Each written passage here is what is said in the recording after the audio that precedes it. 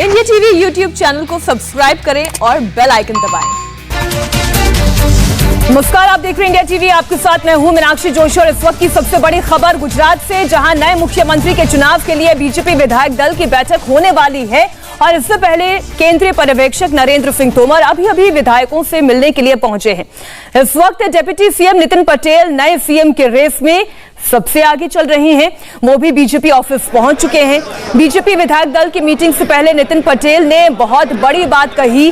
उन्होंने कहा कि पार्टी मजबूत, पॉपुलर और अनुभवी नेता को सीएम बनाएगी, जो विकास के काम को आगे बढ़ाएगा। ये तस्वीर इस वक्त आप देख रहे हैं। नरेंद्र सिंह तोमर, प्रहलाद जोशी जिस वक्त पहुंचे उनका वहां पर स्वागत किया गया और अब से थोड़ी देर में मीटिंग भी शुरू होने वाली है।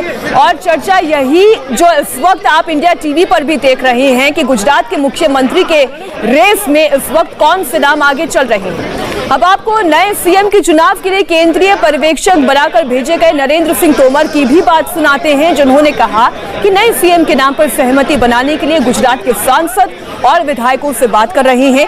पार्टी परिवार है, इसलिए सबसे बात की जा रही है।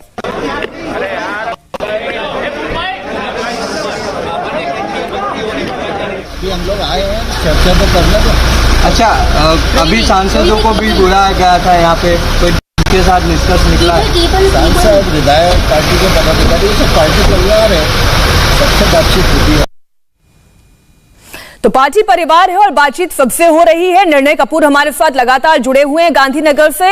निर्णय, सबसे पहले आप ये जानकारी दे दें कौन कौन इस बैठक के लिए पहुंच चुका है। और नितिन पटेल के नाम पर तो हम बहुत जोर शोर से चर्चा कर रहे हैं और नितिन पटेल का बार बार ये कहना, अनुभवी नेता ऐसा चुना जाएगा, वैसा मुख्यमंत्री चुना जाएगा जो पॉपुलर होगा, जिसे गुजरात की पहचान हो और गुजरातियों की जिसे पहचान हो।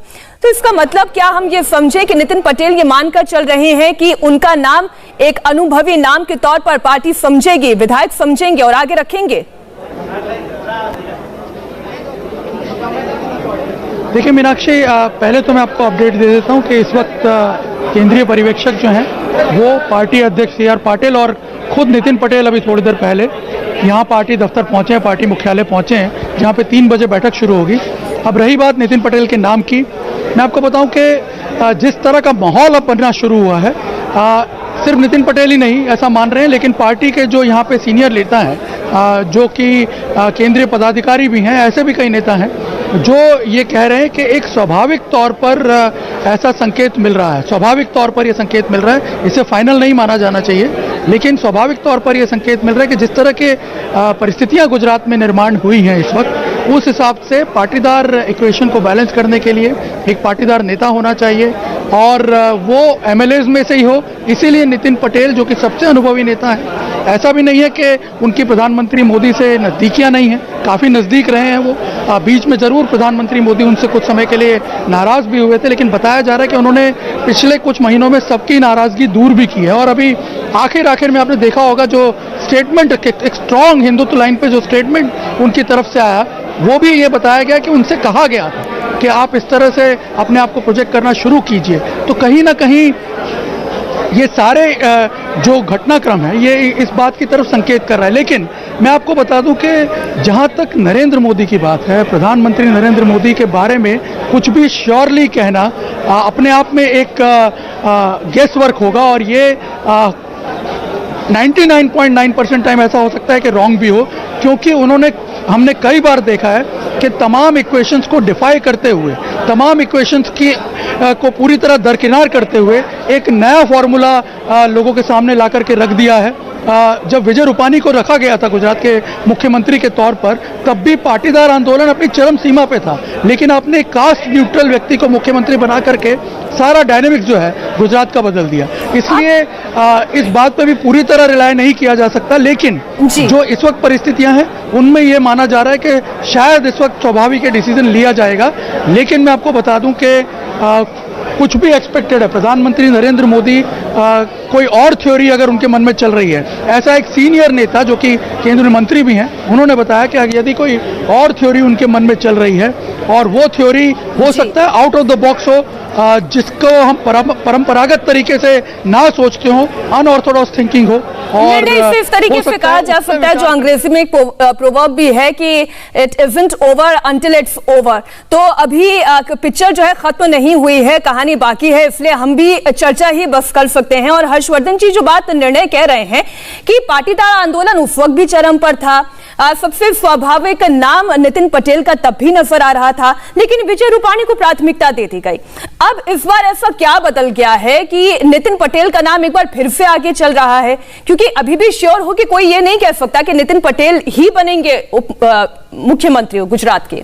देखिए मीनाक्षी, जो निर्णय भी बता रहे हैं वहां से, और जाहिर है कि उनके पास तो गुजरात में जो कुछ चल रहा है उसकी बहुत सटीक जानकारी है। लेकिन एक चीज आप ध्यान से देखिए, भारतीय जनता पार्टी की किसी भी राज्य की राजनीति का बड़ा नेता कोई प्रभावी जाति से होने की वजह से नहीं होता है। मैं ये इतिहास के तौर पर आपको बता रहा हूं। आप उत्तर प्रदेश में सबसे बड़ा जातीय समूह ब्राह्मणों का है। ब्राह्मण बनिया पार्टी ही कही जाती थी कुछ समय पहले तक। अभी एक जो कहें कि नया ट्रांसफॉर्मेशन हुआ है जिसमें पिछड़े और सबको लेकर साथ चलना, तो पहले भी लेकर चलते थे। लेकिन नेता कौन थे? कल्याण सिंह थे, लोध जाति से आते थे, लेकिन कोई उनको लोध नेता नहीं मानता था। वो भारतीय जनता पार्टी के नेता थे, हिंदुत्व के नेता थे, हिंदुओं के नेता थे।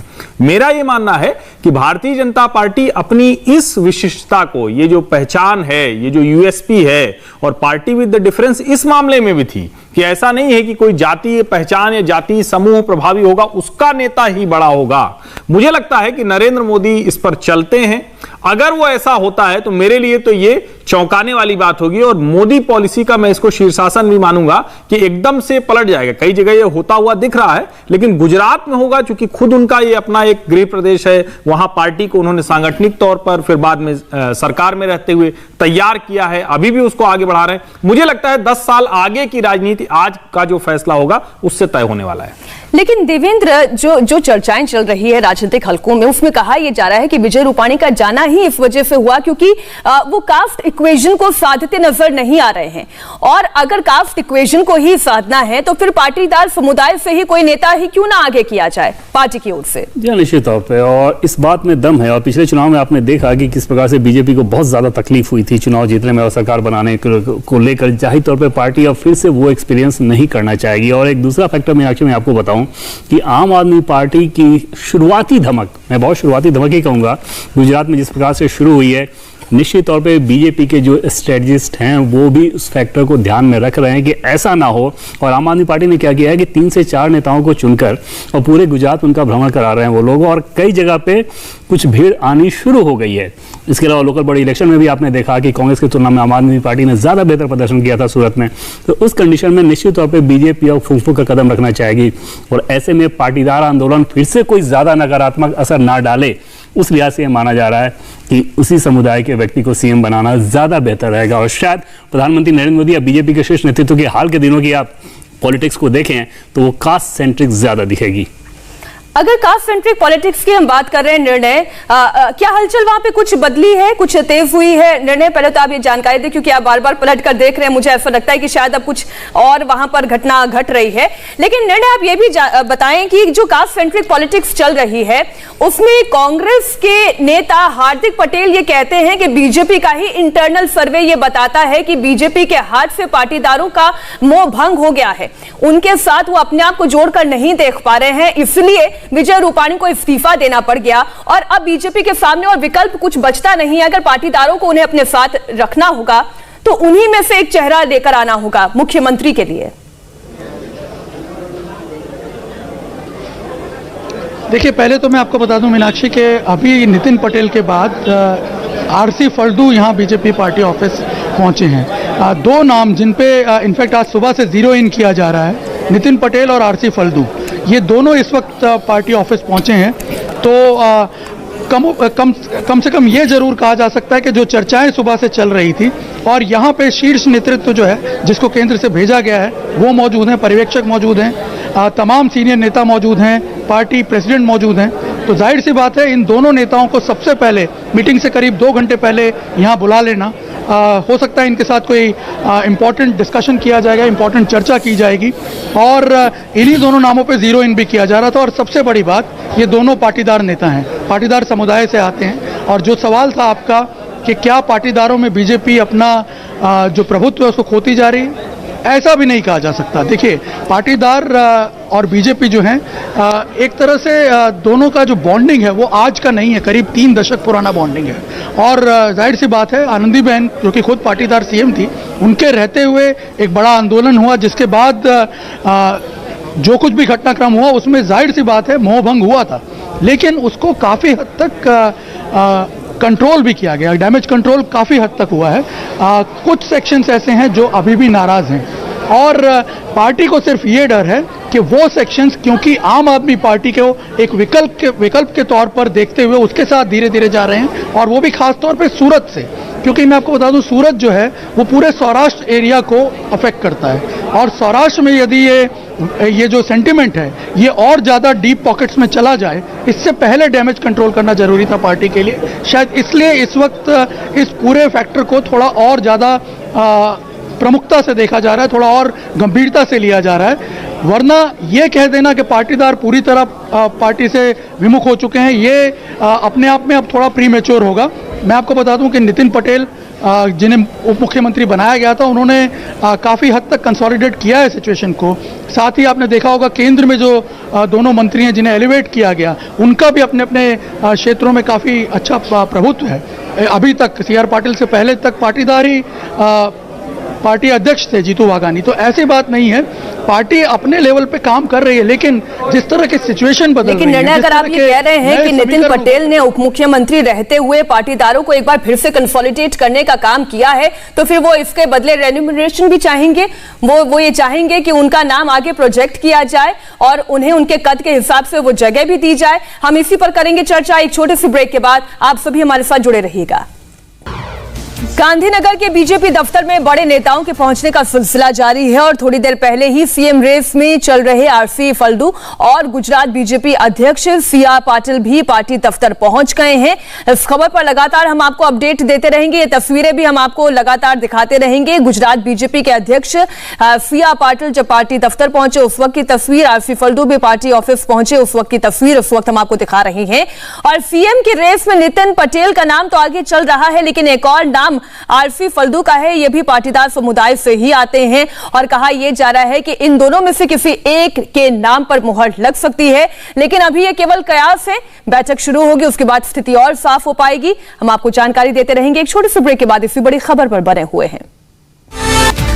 गांधीनगर में बीजेपी दफ्तर पर इस वक्त हलचल तेज है और थोड़ी देर में विजय रूपाणी भी पार्टी दफ्तर पहुंचने वाले हैं, जबकि जानकारी ये आ रही है कि वो पहुंच चुके हैं। दोपहर 3 बजे विधायक दल की बैठक का समय तय किया गया है, जिसमें नए सीएम के नाम पर फैसला लिया जाएगा। तो अभी 1:30 बजे का वक्त हो रहा है, थोड़ा इंतजार और करना होगा। 3 बजे ये बैठक शुरू होगी और उसके बाद नाम पर चर्चा शुरू होगी। हालांकि जितने भी सोर्स हैं, जितने भी जानकार हैं, वो यही कह रहे हैं कि नाम तो देखिए वहीं तय होगा और प्रधानमंत्री नरेंद्र मोदी तय करेंगे और उसके बाद ये जानकारी दे दी जाएगी, गुजरात तक पहुंच जाएगी। ये तस्वीर आप देख रहे हैं जब विजय रूपाणी पहुंचे दफ्तर, उस वक्त ये तस्वीर। हमारे सहयोगी निर्णय कपूर लगातार जुड़े हुए हैं। जी निर्णय, बताएं कि अब कौन कौन दफ्तर पहुंच चुके हैं और किनका आना अभी बाकी है।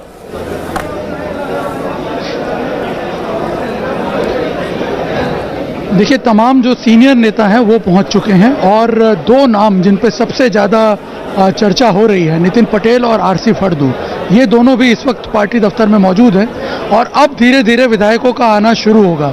विधायक अभी नहीं पहुंचे हैं, विधायकों में से अभी 2 या 4 विधायक पहुंचे हैं खाली, लेकिन बाकी जो तमाम विधायक हैं वो थोड़ी देर में अब पहुंचना शुरू होंगे। 3 बजे बैठक शुरू होगी और मीनाक्षी, यहाँ पे कुछ चीज़ें जो गौर करने वाली है वो ये है कि जो चर्चा चल रही थी कि विधायकों में से ही कोई नाम होगा, लगभग ऐसे संकेत अब साफ तौर पर मिलने शुरू हो गए हैं और इसीलिए जब नितिन पटेल और आरसी फल्दू दोनों को यहाँ पहले से बुलाया गया है, यानी ये भी कहीं ना कहीं एक तरह से इंडिकेट होने लगा है कि इन दोनों में से ही कोई एक दावेदार होगा मुख्यमंत्री पद का। हम अब तक नितिन पटेल की चर्चा करते रहे, लेकिन मैं आपको बता दूं कि आरसी फल्दू भी एक ऐसा नाम है जिसको हम राइट ऑफ नहीं कर सकते आज इस स्टेज पर, क्योंकि बहुत लो प्रोफाइल वो रहते हैं, इसलिए शायद हो सकता है पब्लिक ग्लेयर में ज़्यादा ना आए, लेकिन जो अब तक का हमारा अनुभव रहा है, नरेंद्र मोदी अक्सर इसी तरह के सरप्राइजेस जो हैं, ऐसे ही डार्क हॉर्सेस जो हैं, उनको आगे कर देते हैं। रही बात पाटीदार फैक्टर को कंसिडर करने की, तो उस लिहाज से भी आरसी फड़दू जो है वो इस थ्योरी में फिट बैठते हैं। यहाँ अलग अलग थ्योरीज की बात चल रही है, तो इसी थ्योरी में आरसी फड़दू भी फिट बैठते हैं। और दूसरी बात मैं आपको बता दूं, निर्णय में आऊंगी आपके पास, आप ही की बात में कुछ देवेंद्र ऐड ऑन करना चाहते हैं। जी देवेंद्र। और निर्णय, अगर आरसी फड़दू को सीएम के तौर पे चुना जाता है तो फिर एक बड़ी दिलचस्प तस्वीर ये दिखेगी कि जाहिर तौर पे फिर नितिन पटेल डिप्टी सीएम नहीं रह सकते। दो पाटीदार को सीएम और डिप्टी सीएम तो रखा नहीं जाएगा, और वहां पे अगर नितिन पटेल डिप्टी सीएम नहीं होते हैं, क्या उन्हें संभालना इतना आसान रहेगा? ये बिल्कुल ये मेरे भी दिमाग में ये प्रश्न चल रहा है। और मैं आपको बताऊं, कहीं ना कहीं जितना मैं गुजरात की राजनीति को समझ पाया हूं, जिस तरह से अभी नितिन पटेल के आसपास पूरा एक तामझाम सुबह से क्रिएट होता हुआ नजर आ रहा है, हमें एक ये फैक्टर भी कंसिडर करना चाहिए कि क्या कहीं ये उसी रिएक्शन को कंट्रोल करने के लिए तो ये सारा माहौल क्रिएट नहीं किया जा रहा है। क्योंकि हमने अक्सर देखा है कि नितिन पटेल जो हैं वो टेम्परामेंटल लीडर हैं, और कई बार हमने देखा है कि वो उस टेम्परामेंट को शो भी करते हैं, और उनके जो सपोर्टर्स हैं वो भी काफ़ी रिएक्टिव हैं, काफ़ी रिएक्ट करते हैं सिचुएशंस में। तो शायद ये एक जिसे कहते हैं कैमोफ्लेज करने का तरीका हो, कैमोफ्लेज करके इस पूरी चीज़ को इस तरह से प्रेजेंट किया जा रहा हो कि नितिन पटेल के लिए पूरा एक माहौल तैयार किया गया था, लेकिन हो सकता है उनका चांस एक बार फिर से मिस हो गया। और शायद मुझे ये लगता है कि इस बात को बाद में उस तरफ 2015 में जो हुआ था, 16 में माफ कीजिएगा, उस चीज को उसके साथ रिलेट करके इसी तरह से देखिए, अगर हम को रिलेशन में जाएं तो पिछली बार भी सबसे ज्यादा नाम नितिन पटेल का ही चल रहा था, लेकिन नाम आया विजय रूपाणी का। इस बार भी सबसे ज्यादा चर्चा नितिन पटेल की चल रही है, लेकिन आप कह रहे हैं कि अगर पाटीदार नेता होंगे तो वो आरसी फड़दू भी हो सकते हैं। इसी बीच एक बड़ी खबर यह भी है कि बीजेपी ऑफिस में नरेंद्र सिंह तोमर, प्रहलाद जोशी विधायकों से मिल रहे हैं। इसके बाद 3 बजे विधायक दल की मीटिंग होगी जिसमें नए सीएम का चुनाव होगा। इससे पहले बीजेपी ऑफिस में नेताओं के पहुंचने का सिलसिला जारी है। सीएम के रेस में आगे चल रहे नितिन पटेल और आरसी फड़दू, और बीजेपी के प्रदेश अध्यक्ष CR पाटिल भी बीजेपी दफ्तर पहुंच चुके हैं। तो जितने सीनियर लीडर्स हैं वो बीजेपी दफ्तर पहुंच चुके हैं, और जाहिर है चर्चा भी शुरू हो गई होगी। हर्ष जी, आप तो पटेल समुदाय से ही आगे, पाटीदार समुदाय से ही आगे आकर एक नाम चुन रहे हैं, तो आपकी नजर में अगर ये 2 नाम नहीं तो फिर और तीसरा नाम कौन हो सकता है? देखिए, पटेल समुदाय से अगर हम बात करेंगे तो पाटीदार समाज से भारतीय जनता पार्टी की इस सरकार में सर्वाधिक मंत्री हैं। प्रतिनिधित्व के तौर पर देखें, अगर गुजरात की सरकार भी देखें या जो नरेंद्र मोदी की सरकार है उसमें भी जो अभी एक्सटेंशन हुआ जिसको हम मोदी 2.0 का विस्तार कह रहे हैं, तो कहीं उनके प्रतिनिधित्व को लेकर कहीं कोई समस्या नहीं है। कल जब सरदार धाम में बोलते हुए वर्चुअली, हालांकि वो जुड़े हुए थे, तो प्रधानमंत्री नरेंद्र मोदी ने एक ट्वीट किया है और उसको भी पढ़ना चाहिए। उन्होंने कहा कि जहां भी पाटीदार समाज रहता है वो देश को कारोबार करना सिखाता है, देश के जिस हिस्से में रहते हैं वो वहां बेहतरी करते हैं, आगे बढ़ाते हैं, और नीचे की लाइन है जो कहती है कि वो सबसे ऊपर देश को रखते हैं। ये कल ही का भाषण है उनका, और मुझे लगता है कि बहुत सी चीजें हैं। देखिए, मैं बार बार कह रहा हूं कि ये क्षमता रखना कि कोई जान जाए कि कौन बनेगा मुख्यमंत्री, ये बता पाना तो लगभग असंभव है, लेकिन जो संकेत हैं उसमें मुझे लगता है कि ये जो नाम चल रहे हैं, शायद ये नाम वही कि स्वाभाविक तौर पर इनको बढ़ना है, लेकिन चौंकाएंगे मोदी जी, फिर से चौंकाने की तैयारी कर रहे हैं। अब मैं हाइपोथेटिकली पूछती हूं, ये चौंकाने वाले नाम कौन से हो सकते हैं? मनसुख मांडविया पर हम इसलिए चर्चा नहीं कर रहे हैं क्योंकि ऑलरेडी उनके पास एक बहुत ही इंपॉर्टेंट पोजीशन है केंद्र सरकार में, वो हेल्थ मिनिस्ट्री संभाल रहे हैं। रूपाला को आप कह रहे हैं कि शायद उनका भी नाम इसमें शामिल नहीं होगा, केंद्र से एक बार फिर से राज्य में भेजना शायद नरेंद्र मोदी ये नहीं चाहेंगे। फिर और दूसरा या तीसरा नाम कौन हो सकता है? देखिए, मैं इसको इस तरह से कहूंगा, और ये सवाल लेके मैं निर्णय के पास जाता हूं, क्योंकि निर्णय जी वहां पर हैं और निश्चित तौर पर गुजरात को बहुत अच्छे से देख रहे हैं। देखिए, 2 चीजें यहां स्पष्ट हैं। भारतीय जनता पार्टी, नरेंद्र मोदी 2001 से 2014, 2014 से 2021 आनंदीबेन पटेल और विजय रूपाणी। अब आप देखिए, भारतीय जनता पार्टी को अपनी जमीन बनाए रखने के लिए बड़ा परिवर्तन करना है। उस बड़े परिवर्तन में भीखू भाई दलसानिया वहां से जाते हैं पटना, काशी से पटना और पटना से अहमदाबाद पहुंचते हैं रत्नाकर जी, जो क्षेत्रीय जो अभी सह संगठन मंत्री थे, अभी संगठन मंत्री बन गए। भारतीय जनता पार्टी गुजरात में नए सिरे से खुद को खड़ी करने की कोशिश कर रही है, और उसमें क्या पुराने नेता होंगे क्या? मेरा यह मानना है, मुझे ऐसा लगता है कि कोई नया नेतृत्व होगा जो अगले 10 वर्ष की राजनीति करने जा रहा है, जो संघ परिवार से होगा, जो भारतीय जनता पार्टी को अच्छे से समझता है, और जिसको मोदी जी, क्योंकि वहां कौन कौन लोग इस तरह से काम नहीं कर रहे हैं मैं नहीं जानता हूं, लेकिन जिसको मोदी जी अपने प्राथमिकता वाले काम में लगाकर काम ले रहे हैं, मुझे ऐसा लगता है कोई इस तरह का नेता आ सकता है। निर्णय, आप इसमें कुछ कमेंट करना चाह रहे हैं क्या? अगर पाटीदार समुदाय से कोई मुख्यमंत्री नहीं होगा तो कोई और चेहरा हो सकता है? देखिए, मैं इन दोनों चीज़ों पे बात करता हूं, लेकिन पहले मैं आपको एक चीज़ बताऊं कि ये जो नितिन पटेल का आखिरी स्टेटमेंट जो आया अभी अपने यहाँ पार्टी दफ्तर पहुंचने से पहले, जब उन्होंने घर में बात करते हुए जो आखिरी स्टेटमेंट दिया, जिसकी हम काफ़ी देर से चर्चा कर रहे हैं कि एक ऐसा नेता होना चाहिए जो प्रभावी हो, जिसकी तमाम लोगों में एक पहचान हो, पूरा गुजरात उसे जानता हो। कहीं ना कहीं नितिन पटेल को शायद ये इंडिकेशन लग रहा है कि एक बार फिर से जोर लगाना चाहिए। कहीं उन्हें ये लग रहा है कि कुछ कमी पेशी रह गई और मेरा नाम अगर चूक गया मैं, क्योंकि जिस तरह से सरप्राइजेस दिए जाते हैं, जिस तरह से सरप्राइजेस आपने देखा, हमने पहले भी पास में देखे हैं, नितिन पटेल को हो सकता है होप्स दिए गए हों और उन्हें लास्ट में ये लग रहा हो कि शायद मेरा नाम कट सकता है, और इस वजह से ये स्टेटमेंट आखिरी मोमेंट पे देना, ये कहीं ना कहीं इस बात को इंडिकेट कर रहा है कि नितिन पटेल खुद भी संशय में हैं। और इसी वजह से मैं ये कह रहा हूँ कि हो सकता है कि सरप्राइज एलिमेंट के तौर पर आरसी फड़दू का नाम जो है वो आगे लाया जाए। जब हम सरप्राइजेस की बात कर रहे हैं, मैं आपको बता दूं, आरसी फड़दू अगर मुख्यमंत्री बनते हैं तो ये अपने आप में एक बहुत बड़ा सरप्राइज होगा।